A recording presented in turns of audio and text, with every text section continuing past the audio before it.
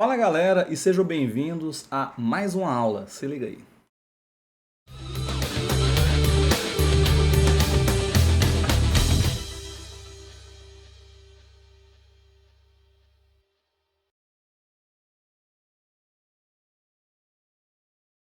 Fala galera e mais uma vez sejam todos bem-vindos. Eu sou o professor Rodrigo Queiroz, vocês estão aqui no Matemática Fácil.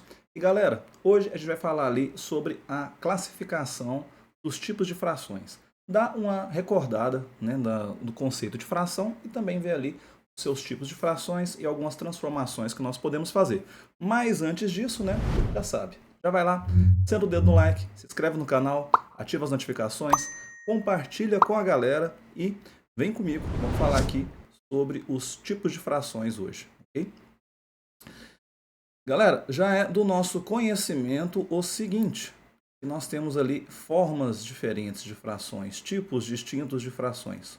E hoje a gente vai dar uma olhada aqui nos principais. Mas antes disso, né, galera, se você ainda não está em alguma das nossas redes sociais, para entrar em contato conosco, tem aqui, né, tem o nosso canal do Telegram, tem o nosso Instagram, o YouTube, vocês estão assistindo aqui, caso você não esteja assistindo alguma gravação aí de algum curso, e também o nosso Twitter, né, o hoje chamado X. Então, se você não está em algum desses aí, além do nosso grupo de WhatsApp, todos eles, galera, link direto na descrição aqui do vídeo, ok? Só abrir aqui na descrição do vídeo, tem lá todos os links, você entra em cada um deles, beleza? Então, vamos começar aqui, né, galera? O primeiro de tudo, a gente dá aquela recordada de o que é uma fração, né? O que é fração? Como a gente já tem uma ideia ali, a gente já tem uma noção. O que vai ser fração para a gente? A fração, galera, nada mais é do que uma maneira de representar uma quantidade de partes ou divisões de algo inteiro. Então, tem alguma coisa inteira e divide em parte. Um raciocínio simples para isso. Você tem uma dívida e você paga uma parte dessa dívida. Por exemplo, você está devendo R$10 para alguém e vai lá e paga R$2, paga R$3, paga R$8. Você pagou uma parte da sua dívida, ok? Sendo que a parte de cima tem que representar as partes obtidas e a parte de baixo representa as partes de um todo que foi dividido. Como assim, professor? Parte de cima e parte de baixo. Vamos dar uma olhada aqui junto, tá? Vamos dar uma olhada aqui nessas frações. Vamos olhar um de cada vez. Então, primeiro, foca só nesse primeiro desenho aqui. Então, olha lá. Eu tenho um quadrado, dividi ele em 4 partes, ok? Reforcei ali nossa divisão. E nota que uma dessas partes eu pintei de azul. Então, eu tenho ali representando minha parte de cima e a minha parte de baixo, ok? Para não ficar falando toda hora, né, pessoal? Parte de cima e parte de baixo. Vamos recordar o nome desses aqui. Vou escrever aqui no último, vai serve para todos. O cara de cima, ele é chamado de numerador.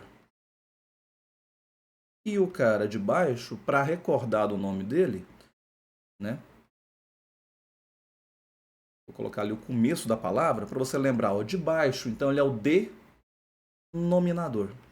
De D de debaixo, ok? Denominador. Então, quando você for confundir entre eles, numerador e denominador, é só lembrar ali do prefixo da palavra, D de debaixo, certo? Aí você não esquece mais. Então, tem o meu numerador e o denominador. Numerador sempre representa a parte obtida que eu quero. Igual nesse exemplo que eu escrevi ali, eu estou representando em todos eles a parte pintada, né?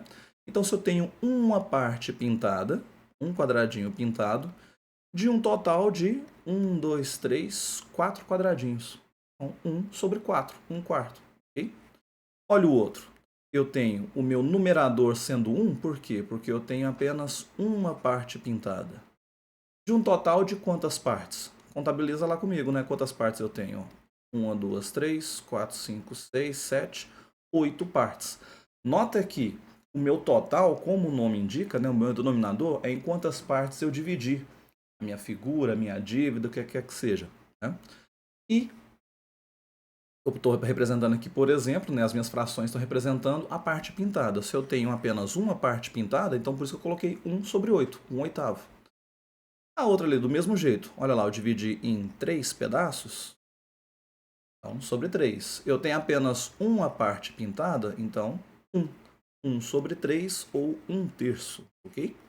Então, aqui só para a gente recordar as nossas ideias iniciais de fração, tá?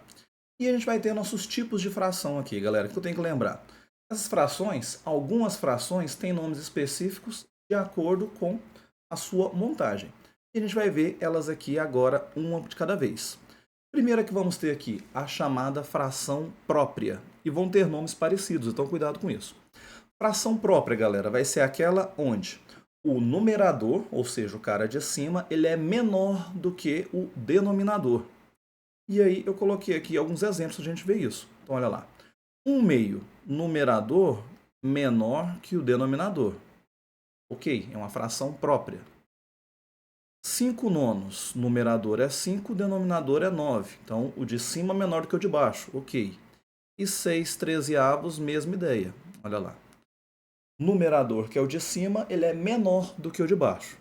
Então quando o meu numerador ele for menor do que o denominador, a gente vai chamar isso de fração própria, ok? Cuidado, porque tanto o nome como a definição é parecida, galera, porque olha a fração imprópria. Olha o nomezinho que já é parecido. Na fração imprópria acontece o contrário. O meu numerador, o valor de cima, ele agora é maior que o denominador. Então viu que inverteu a ideia? Olha aqui alguns exemplos. Olha lá. Primeiro vou deixar aqui marcado, né? Nosso numerador. Vou marcar todos eles. Olha lá. E ele tem que ser agora maior que quem? Que o denominador, que o número de baixo. E nota que isso apareceu em todas as nossas frações. Ó, 13 é maior do que 5. 8 maior do que 7. 15 maior do que 11. E essas são as chamadas as frações impróprias, tá? Só a título de curiosidade, galera, se eu fosse representar, fazer um desenho, né? Fazer ali a representação geométrica que a gente fala, dessa forma aqui, de frações impróprias, às vezes buga a mente da galera, né? Porque, professor, você falou que a parte de baixo, o denominador, são em quantas vezes eu divido. Agora, se ele está sendo, a parte de cima está sendo maior do que ele, como que eu vou desenhar isso? Segue a mesma ideia. Vamos representar aqui esse 13 quintos, 13 sobre 5. Lembra que o meu valor de baixo, o meu denominador, fala em quantas vezes eu dividi. Então, por exemplo, eu tenho ali esse retângulo, eu vou dividir ele em 5 partes. Eu ser iguais ali, deveria ser, mas não são, né? Então tem ali, ó, 1, 2, 3, 4, 5 partes, ok. Tá aqui, paguei minha figura. Tá, mas eu quero, por exemplo, pintar 13 delas. Eu tenho 13? Não, então eu faria uma outra figura idêntica. Por exemplo, um outro retângulo. Dividiria novamente em 5 partes, porque o de baixo, o nosso denominador é que manda em quantas partes eu vou dividir. Okay? Finge que nossas partes estão iguais. E agora sim, a parte de cima, o nosso numerador, é quantas partes eu obtive. Então, por exemplo, se eu fosse pintar, eu quero pintar 13 partes. Então, eu pintei 1, 2, 3, 4, 5, 6, 7, 8, 9, 10. Outra figura, professor? Outra figura. Vai lá, faz mais uma. Já pintamos 10, né? 11, 12, 13. Então, essa seria a representação geométrica, por exemplo, do 13 quintos. 13 sobre 5. Então, pintei 13 partes de figuras que estão divididas em 5 fatias, em 5 pedaços. Então, posso ter mais de uma figura? Sim. E toda fração imprópria eu vou precisar representar em mais do que uma figura. Então, na fração imprópria, vamos supor que isso aqui são tabletes de chocolate, parecido com aquela marca ali que todo mundo sabe que vem divididinha. Não vou falar o nome porque não está nos patrocinando aqui, né? Mas Nestlé patrocina a gente, que a gente fala o nome. Mas aqui a gente já pode ter a ideia que toda fração imprópria eu vou ter partes inteiras. Digamos que eu estou comendo aqui 2 chocolates inteiros. E o outro eu comi só 3 tabletezinhos de um total de 5. Então toda fração imprópria eu tenho uma parte inteira e uma parte fracionária. E isso vai ser importante daqui um pouco para a gente, ok? Então nós vimos fração própria e fração imprópria. E nota a diferença, né? Fração própria. Numerador ele é menor do que o denominador. Já na fração imprópria é o contrário. O numerador ele é maior que o denominador. Tá? Outros nomes específicos que a gente vai ter, galera. Fração aparente. Na fração aparente, o que a gente fala dela? Quando eu faço a divisão do numerador com o denominador, isso sempre dá um número inteiro, ou seja, a divisão da minha fração é um resultado inteiro. Olha esses exemplos aqui. Ó. Eu tenho 12 sobre 4. Mas quando eu faço 12 dividido por 4, isso não dá 3? Então, se a divisão é um número inteiro, quer dizer que eu posso classificar essa fração como fração aparente. Okay? A gente tem esse nome aí. Você pode fazer uma analogia que ela aparenta ser uma fração, mas na verdade é um número inteiro disfarçado. Né? Vamos pensar dessa forma. Okay? Então, toda vez que o meu numerador ele é divisível pelo denominador, então a gente tem uma fração aparente. E uma próxima aqui a gente tem, e muito utilizada, a fração irredutível. Se redutível lembra de reduzir, o prefixo i, irredutível, é que não dá para reduzir mais. Ou seja, quando eu tenho o numerador e o denominador, eles são o menor possível entre si. Como assim, professor? Não dá para simplificar minha fração. Traduzindo, seria isso. Por exemplo, olha ali, eu tenho 3 quintos, 3 sobre 5. Existe algum número que divide o 3 e o 5? Essa divisão seja inteira ao mesmo tempo? Não tem. 2 nonos também não dá. 13/18 também não dá. Só para dar um exemplo de uma fração que não é irredutível. Você tem, por exemplo, 2 quartos. 2 sobre 4. Ambos os valores, numerador e denominador, não dá para dividir por 2? Por exemplo, tem que dividir pelo mesmo valor e o resultado da divisão ser um número inteiro. 2 dividido por 2 é 1. 4 dividido por 2 é 2. Então, a fração 1 sobre 2 ela é irredutível. Por quê? Não dá para dividir mais. Às vezes a galera se confunde e fala, professor, dá para dividir por 1. Ok, mas se eu divido por 1, eu não altero o valor. Né? Então, se eu não estou alterando a minha fração, não estou alterando a forma de escrevê-la, então ela já está na forma irredutível, ou seja, não dá para simplificar mais. Assim como nos exemplos que eu trouxe aqui. Certo? E a fração mista. Como o nome diz, uma coisa mista, eu tenho uma mistura. O que vai ser a mistura? Eu vou ter uma mistura de parte inteira e de parte fracionária. E se liga nisso daqui, ó. A fração mista é uma segunda forma de representar a fração imprópria. Como assim? Vamos supor ali nossa forma de falar. Não posso falar 6 e meia dúzia? Não é a mesma quantidade, mas dita de forma diferente? Ok. A fração mista e a fração imprópria seria a mesma coisa. Eu vou escrever de forma diferente, mas representa a mesma quantidade. Tá? O que eu tenho que ter em mente? A fração imprópria, como está ali mais à frente, ela tem uma parte inteira e ela vai ter seguida de uma parte fracionária. Como assim? Se liga aqui no exemplo. Olha lá. Ó. Eu tenho 9 3/4. Parecendo Harry Potter ali, né? 9 3/4. Então, 9 inteiros e 3/4. O 9 é a minha parte inteira. Eu teria ali 9 chocolates inteiros. E 3/4 seria a minha forma fracionária. 4 quadradinhos, eu fui lá e comi 3. 9 3/4 é uma fração mista. Não tem sinal nenhum entre eles, tá, galera? Quando eu falo ali, ó, 9 3/4. Não existe nenhuma operação, nenhum sinal entre o meu número e a fração. Não tem mais vezes dividido. Se aparecer, aí é outra coisa. Para ser fração mista, é o meu número inteiro e a parte fracionária. É igual aos outros. Ó. 3 inteiros e 2 quintos. 6 inteiros e 1 meio. Então, isso é uma fração mista. Eu tenho ali a minha parte inteira do meu número. E nós temos a parte fracionária. São esses que eu marquei ali de azulzinho agora. Ok? Mas e aí? Eu posso, já que é o mesmo número ali, eu posso transformar, eu posso converter um em outro? Claro que sim. Então, a primeira coisa que a gente vai ver, eu vou pegar uma fração mista e converter em uma fração imprópria. Tá? Eu vou explicar o porquê, e a gente tem já aqui no canal, né, como fazer soma de frações, subtrações de frações e assim por diante. Quando eu tenho essa escrita, galera, o que eu vou olhar? Isso aqui é a mesma coisa que eu escrever 5 inteiros mais 2 nonos. Ok? Como a gente bem sabe, uma fração, quando não tem denominador, o denominador é 1. Uma das formas que a gente viu de fazer soma de frações não é por frações equivalentes? Então, para o denominador ficar igual, aqui eu não tenho que multiplicar por 9. Para não alterar minha fração, aqui também vou fazer vezes 9. Então, 5 vezes 9 45, 9 vezes 1, 9, mais 2 nonos. E agora eu posso somar 47 sobre 9. Então, nota que ela é uma fração imprópria, né?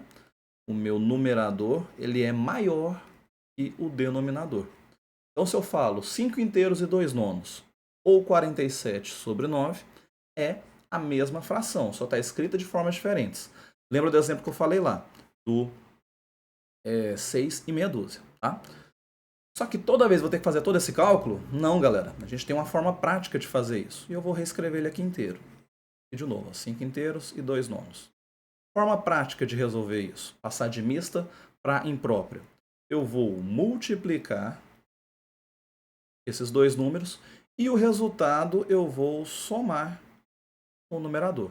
Então, parte inteira vezes a parte do denominador. 5 vezes 9, 45. Guarda esse 45 na mente e soma com o de cima, soma com o numerador. 45 mais 2, 47. E o denominador só copia. É 9? 9 de novo. Pronto. Forma prática de fazer, tá? Não entendi? Mais uma vez, olha lá. Vou multiplicar e depois eu vou somar. Então, 3 vezes 7, 21. Guarda na mente. 21 mais 4, 25. O denominador copia. 25 sobre 7, ou 3 inteiros e 4 sétimos, é a mesma fração. Só que eu passei de mista para imprópria, tá? E fazendo o contrário, galera. Eu tenho ela imprópria e quero passar para mista. Aí a ideia é montar essa divisão, né? Porque uma fração nada mais é do que a divisão desses dois números. Então eu vou dividir. 47 dividido por 9. Vamos montar essa divisão aqui juntos. Então, qual o número que eu multiplico por 9 que dá mais próximo de 47? Não é 9 vezes 5? 9 vezes 5, 45. 47 menos 45, eu vou ter aqui o resto sendo 2. Beleza. Com isso daqui, eu não preciso continuar minha divisão, tá? Para números com vírgula, números decimais. Eu só quero a divisão com a parte inteira. Sempre eu vou ter um resto, ok?